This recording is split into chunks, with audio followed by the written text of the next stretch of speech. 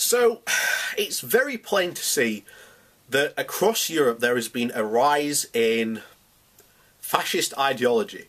And it's not anything new. It's the same old tune that they were singing back in the 1930s when this originally came about. And here's the thing, the EU has powers to help do that. And unfortunately, the Conservatives, who often paint themselves as defenders of democracy and freedom and, you know, the moral upstanding party, the moral backbone of Britain, as Jacob Rees-Mogg once said, basically decided to back a fascist strongman. And Ian Dunt has written what I would consider an absolutely amazing article on this. He deserves an absolute award for this. But like I say, I'll leave a link down to it below, but I'm going to read through it because it's just... He puts the nail directly on the head of what's gone on here. And this will forever be a black mark on the Conservative Party. So, this week, Conservative MEPs in the European Parliament defended Hungarian Prime Minister Viktor Orban from a legal challenge by Brussels. It is a historic, bleak moment in the life of the party. Orban is a fascist. He used a group of loyalist oligarchs to buy out independent newspapers. He channeled all state advertising, including that of state-owned companies, into pro-government outlets in order to starve to death those he couldn't purchase outright. He bribed or blackmailed investigative journalists into silence. He undermined the judiciary. He launched a war against independent NGOs. He has promoted an ethno-nationalist mentality, particularly among the people of Hungary and the people of Hungarian descent in neighbouring states like Ukraine, Romania and Slovakia. He changed the school curriculum to reintroduce fascist writers from the interwar period. He erected a statue in Budapest, absolving Hungary of its role in deporting 500,000 Jews to their death during the Holocaust. He launched a sustained and virulent anti-Semitic campaign against Jewish financier George Soros through a network of state-controlled media outlets. He used intimidation and opaque financing to win elections. He's made it a crime to help migrants.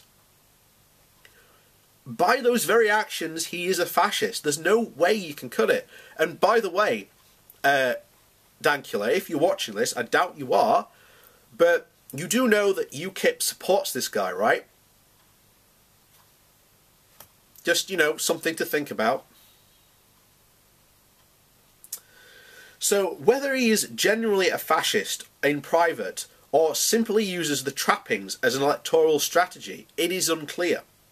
The difference is academic, but the end result is the same. He is part of a network of strongmen, some of them plainly fascist like Matteo Salvini in Italy. Some of them so brazenly idiotic that to even credit them with ideology is to praise their intellectual ability more than they deserve, like Donald Trump in the United States. This is the anti-fascist struggle of our generation.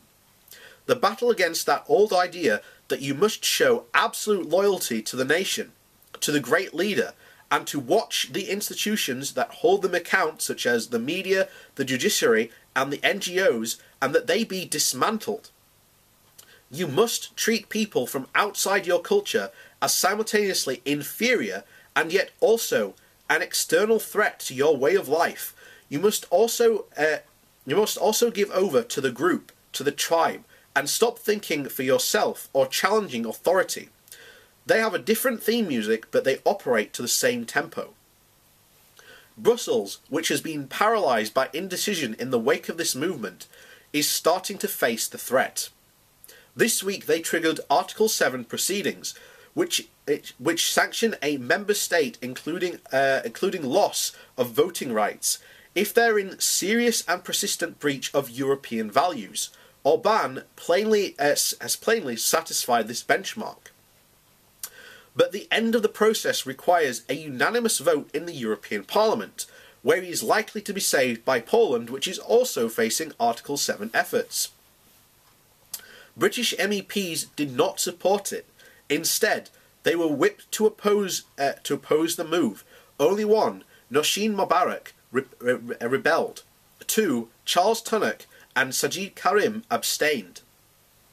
The whipping operation nearly proved decisive. Triggering proceedings requires a 2/3 majority, and it only passed the threshold by 22 votes. The board deputies of British Jews put out a statement condemning the move, alongside the Muslim Council of Great Britain. Downing Street soon got panicky about this and demanded that MEPs tweet out some hastily scratched together message about how the vote was not an endorsement of Orban, but based on constitutional principle. It is nonsense. The reality is that it shows what the Conservatives consider important in Europe. They oppose Brussels. They will support anyone who offers an alternative, even when that alternative is Orban, a boot stamping on a human face.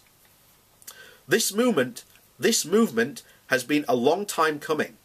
David Cameron removed the Conservatives from the European People's Party group, the European Party's grouping, so we say, where mainstream centre-right parties are collected, and set up the European Conservatives and Reformist group, which now operates as a home for all the authoritarians and the nutcases of Europe, including the Law and Justice Party, which rules Poland with like some kind of modern-day Spanish Inquisition. This process does not start here.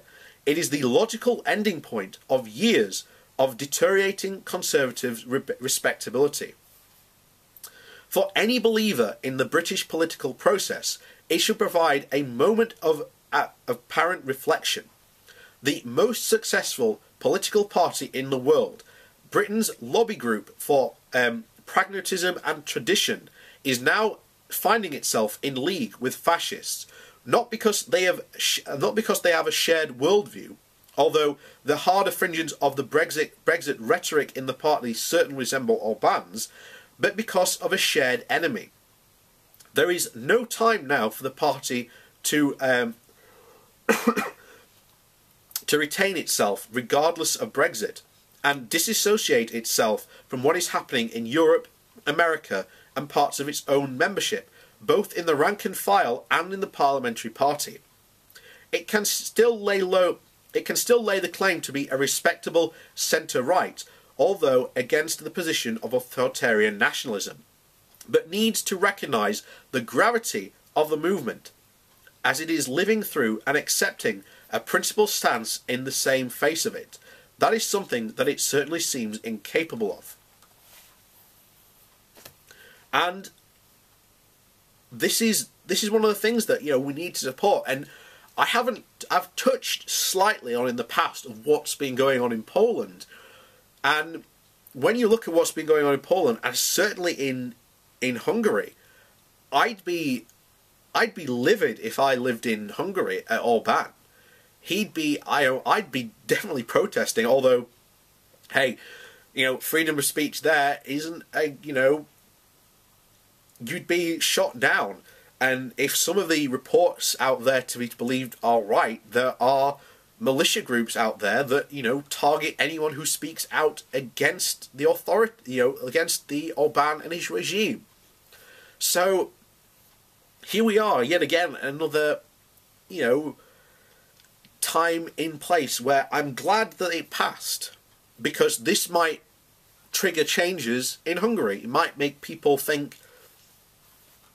about what's going on, and that, Orban hasn't had their country's best interests in heart. He's just had his own.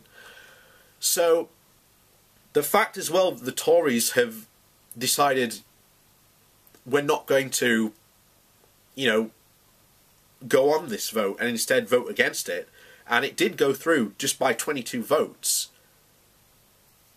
But the fact that the Tories turned around and said, yeah, we're not going to stand up against a fascist strongman, that sends worrying signals. That sends very worrying signals, especially about the Conservative Party and what must be going on in their leadership.